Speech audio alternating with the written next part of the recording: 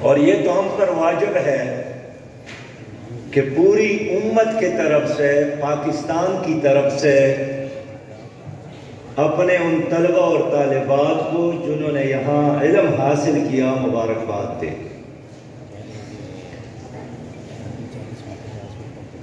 اور آج کے مجلس میں بھی میں اس نیت کے ساتھ شریک ہوا ہوں، یہ میرا 8واں پروگرام ہے ختم بخاری شریف کا، جس میں شریک ہو رہا ہوں کہ امام بخاری رحمۃ اللہ علیہ مستجاب الدعوات تھے، اور انہوں نے دعا مانگی ہے کہ جو بخاری شریف کے درس میں شریک ہو جائے اللہ تعالیٰ ان کی دعاؤں کو قبول فرما۔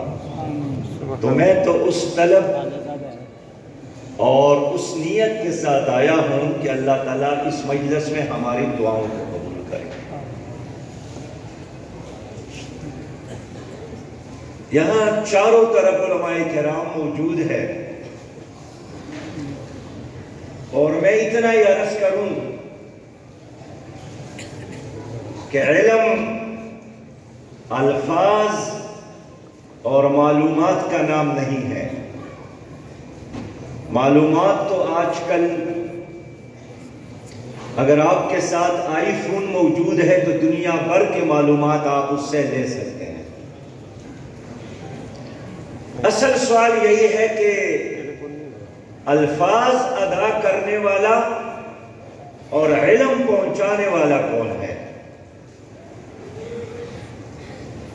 تو اگر یہ اس کام میں کوئی صاحب کردار آدمی ہے تو وہ علم اثر کرے گا۔ اگر بولنے والا، بتانے والا، تبلیغ کرنے والا، دعوت دینے والا، پہنچانے والا صاحب کردار نہیں ہے تو وہ صرف ایک موبائل ہے۔ یہ جو امام بخاری کے علم میں اور اس کی کتاب میں اللہ نے برکت ڈالی ہے، ہر حدیث لکھنے سے پہلے انہوں نے 2 رکعت نفل ادا کی ہے، غسل کی ہے اور استخارہ بھی کیا ہے۔ اب اتنے احتیاط کے بعد جب ایک حدیث بیان کیا جائے یا لکھی جائے اس میں ضرور اثر ہوگا، وہ علم نافع بنے گا۔ تو آپ بھائیوں سے بھی یہ عرض ہے کہ عالم وہی ہوتا ہے جو اللہ سے ڈرتا ہے، اللہ پر ایمان رکھتا ہے، اللہ سے مانگتا ہے اور غیر اللہ سے بے نیاز ہو۔ امام بخاری کو اس وقت کے امیر شہر خالد نے بلایا کہ میرے بچوں کو میرے گھر میں آ کر پڑھاؤ۔ اس نے انکار کیا کہ اگر وہ پیاسا ہے تو وہ کنویں کی طرف خود آ جائے، سمندر پیاسے کی طرف نہیں جاتا ہے۔ امیر نے کہا کہ چلے میرے بیٹے آپ کے پاس آئیں گے، لیکن اس کے لیے علیحدہ کلاس روم بنا دے۔ اس نے کہا یہ بھی نہیں ہو سکتا ہے، غریبوں کے ساتھ بیٹھے گا، اور بالآخر اس کو شہر سے بھی نکال دیا۔ امام ابو حنیفہ رحمۃ اللہ علیہ خلیفہ منصور نے بلایا کہ آپ کو قاضی بناتا ہوں۔ اس نے کہا یہ نہیں ہو سکتا ہے، میرے اندر اتنی ہمت نہیں ہے کہ آپ کے خلاف فیصلہ دوں، میں یہ صلاحیت نہیں رکھتا ہوں۔ خلیفہ نے کہا آپ جھوٹ بولتے ہیں۔ انہوں نے کہا پھر تو جھوٹا قاضی نہیں ہو سکتا۔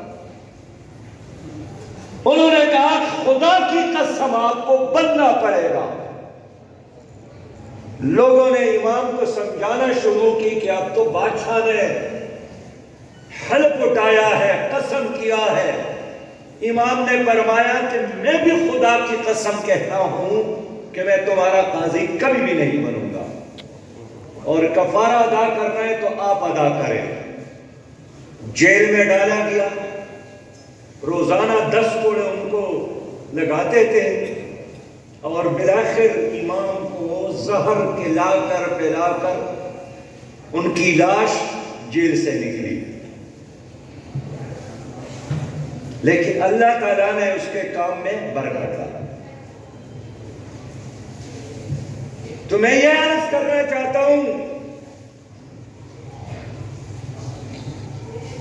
کہ سب سے اہم کام وہ تو تقویٰ ہے۔ تقویٰ کے بغیر ساری دنیا آپ کی تعریف کرے، علامہ کہے، حاجی کہے، غازی کہے، لیکن نبی مہربان نے فرمایا ہے کہ جب الحزن سے پناہ مانگو۔ پوچھا یہ کیا ہے؟ فرمایا یہ جہنم کا ایک آگ جل رہی ہے، بڑک رہی ہے، اور اس کے قریب جو باقی جہنم کی وادیاں ہیں، ایک دن میں 400 بار جہنم کی وادیاں 400 بار اس گڑھے سے معافی اللہ کی پناہ مانگتی ہے۔ پوچھا یہ کن کے لیے ہے؟ بتایا یہ میری امت کے ریاکار قاریوں کے لیے ہے، واعظین کے لیے ہے، مدرسین کے لیے ہے۔ اس لیے سامع اتنے خطرے سے دوچار نہیں ہے جتنا بولنے والا۔ میرا سسر تعلیمی دین تھا، ایک بار نماز جنازہ میں اس اجتماع میں تقریر کر رہے تھے، لوگوں سے عرض کیا کہ لوگوں میرے لیے دعا مانگو، آپ خطرے میں نہیں ہیں، میں بہت خطرے سے دوچار۔ اللہ اکبر، خطرہ ہے۔ فرمایا میں نے سکر کے مدرسے میں داخلہ لیا، میرا شیطان ادھر میرے ساتھ گیا۔ پھر جامعہ اشرفیہ میں آیا تو میرا شیطان ادھر بھی میرے ساتھ تھا۔ پھر پشاور کے مدرسے میں داخلہ لیا تو میرا شیطان ادھر بھی میرے ساتھ تھا۔ تو آپ لوگوں کا جو شیطان ہے وہ ان پڑھ اور جاہل اور بیوقوف ہوگا، میرے ساتھ جو شیطان ہے وہ بہت خطرناک ہے، میرے لیے دعا مانگو۔ تو یہ جو لوگ تقریر کرتے ہیں، جو لوگ دوسروں کو راستہ بتانے والے ہوتے ہیں، یہ بڑے آزمائش سے دوچار ہے۔ تو اللہ تعالیٰ ہمیں تقویٰ کی نور سے ہماری دلوں کو منور کرے۔ آخری بات یہی ہے کہ نبی مہربان صلی اللہ علیہ وسلم نے فرمایا من وقر صاحب البدعت فقد اعان علی ہدم الاسلام، جس نے ایک بدعت کرنے والے کی عزت کی اس نے اسلام مٹانے میں اعانت کی۔ اس لیے بدعت کرنے والوں کی تعریف نہ کرے، اس کی عزت نہ کرے، اس سے محبت نہ رکھے۔ ہم حیات المسلمین ایک دارالعلوم ہے، ڈاکٹر یعقوب خان صاحب نے قائم کی ہے، دیر میں اس میں پڑھتے تھے۔ تو اس حدیث کو ہم نے سنا تو ہمارے دلوں میں بدعت کرنے والوں سے شدید نفرت پیدا ہو گئی، لیکن جب سید ابو العلا مودودی رحمت اللہ علیہ کو ہم نے پڑھا تو اس سے اندازہ ہوا کہ بدعت کبریٰ، بدعت عظمیٰ کیا ہے۔ تو بدعت عظمیٰ غیر اسلامی نظام ہے، غیر اسلامی حکومت ہے، جو تمام برائیوں کی ماں ہے۔ لوگ آپس میں لڑتے ہیں کہ فرض نماز کے بعد 3 بار دعا کرنی چاہیے، نہیں کرنی چاہیے، ہاتھ اوپر رکھنا چاہیے، ناک پہ رکھنا چاہیے، امین بالجہر ہو یا نہ ہو۔ لیکن مولانا مودودی رحمت اللہ علیہ نے فرمایا کہ تمام بدعات کی جو ماں ہے وہ غیر اسلامی حکومت ہے۔ حکومت غیر اللہ کی ہو تو معیشت سود کا، حکومت غیر اللہ کی ہو تو کالجز اور یونیورسٹیوں میں تعلیم مخلوط، حکومت غیر اللہ کی ہو تو امریکی ایجنٹ، کبھی روس کے ایجنٹ، وہ تمہاری قیادت اور تمہاری حکومت میں ہوگی۔ حکومت غیر اللہ کی ہو تو سیاست بھی غیر اللہ کا، معیشت بھی غیر اللہ کا، عدالت بھی غیر اللہ کا۔ اس لیے تمام خرابیوں کی ماں ایک غیر اسلامی حکومت ہے۔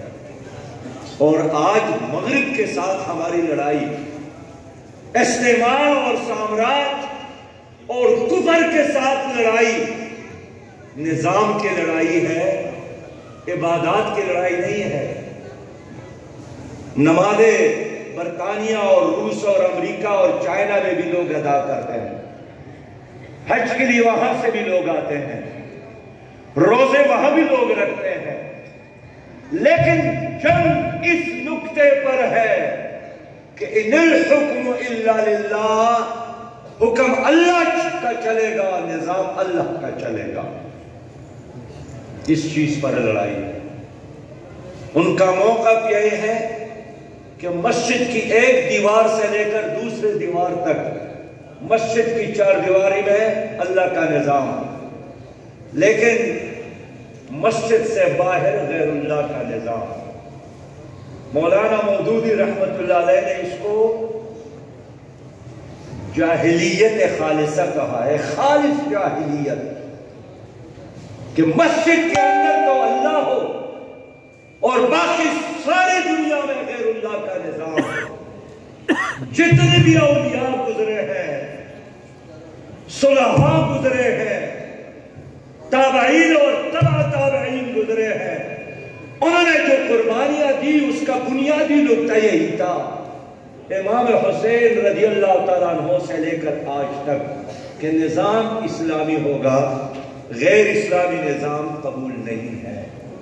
لہذا جتنے لوگ فارغ ہو گئے ان سے ہماری یہی درخواست ہے کہ اسلامی نظام کے نفاذ کے لیے جدوجہد کریں۔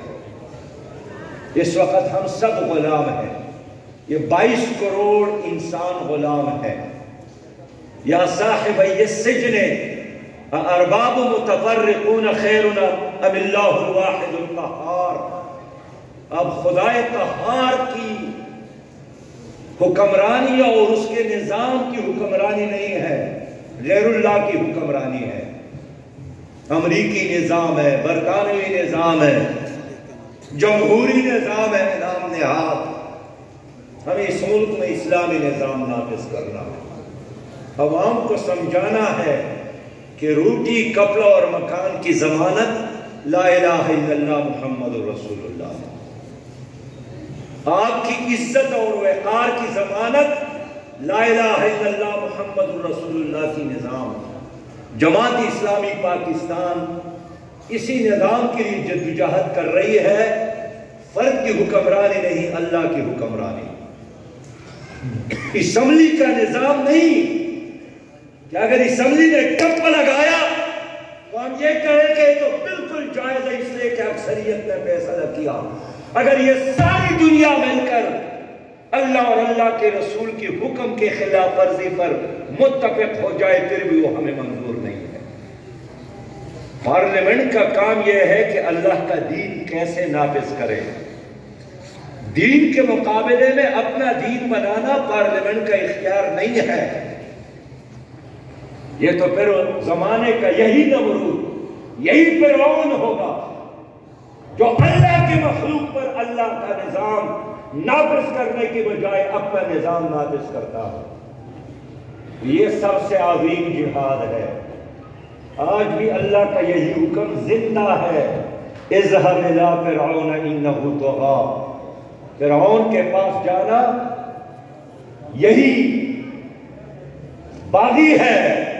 فرعون فرد کا نام نہیں، فرعونیت ایک نظام کا نام ہے، اور وہ نظام اب بھی ہم پر مسلط ہے۔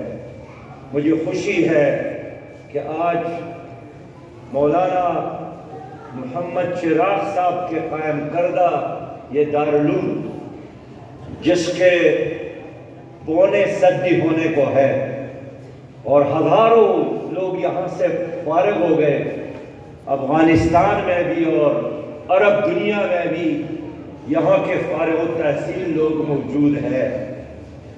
میں نے مولانا محمد چراغ صاحب کو تو نہیں دیکھا، ایک جھلک مولانا خٹک صاحب کو دیکھا تھا، ایک جھلک، اس لیے کہ میں اسکول میں تھا۔ جناب پارک کے جلسے میں آیا اور اس کو سٹیج پر بلایا گیا۔ میں نے اپنے آنکھوں سے دیکھا کہ ان کے قمیص کے بعض حصے پٹے ہوئے تھے، لیکن اس کا چہرہ دیکھ کر انسان پر ایک رعب طاری ہوتا تھا، اور میں اس پر بھی اللہ کا شکر ادا کرتا ہوں کہ میں نے تو خود سید ابو العلا مودودی رحمۃ اللہ علیہ کو نہیں دیکھا، ان کا لٹریچر پڑھ کر ہم جمعیت میں داخل ہو گئے اور پھر جماعت اسلامی میں، لیکن اس پر اللہ کا شکر ادا کرتا ہوں کہ ہم نے مولانا عبد المالک صاحب کا زمانہ دیکھا ہے، ان کے مجالس میں اور ان کی تقریروں میں اور ان کی دروس میں شامل ہو گئے، اور آج مولانا عطاء الرحمان صاحب اور مولانا ضیاء الرحمان صاحب قابل مبارکباد ہے کہ مولانا چراغ صاحب کے لگائے ہوئے پودی کی آبیاری انہوں نے کی ہے، اپنی زندگی بھی وقف کی ہے، اور آج ان کے پڑپوتے نے سند لیا تو اپنی نئی نسل کو بھی اس نظام کی، اس مدرسے کے اور اس کام کے حوالے کیا ہے۔ یہ ثبوت ہے کہ دینی مدرسہ دوسروں کے لیے نہیں، سب سے پہلے انہوں نے اپنی اولاد کو اور اپنی نئی نسل کو اس کام کے لیے وقف کیا۔ شاید ان کا یہی اخلاص ہے کہ دونوں بھائیوں کے ہر لفظ میں ایک اثر ہے اور ہر نظر میں الحمدللہ ایک برکت ہے، کیونکہ مسجد سے چند قدم کے فاصلے پر ایک عظیمشان دھرنا اس وقت جاری ہے۔ مجھے خط پہنچایا گیا کہ وہاں بھی لوگ منتظر ہیں، بعد میں نماز عصر کا وقت ہے، اس لیے میں اس پر اکتفا کرتا ہوں اور امید رکھتا ہوں کہ یہاں سے جا کر آپ سب لوگ اس دارالعلوم کے سفیر بنیں گے، نمائندگان بنیں گے۔ اللہ رب کریم آپ کو عزت سے، برکت سے، نور سے، رحمت سے نوازے۔ وآخر دعوانا الحمدللہ رب العالمین۔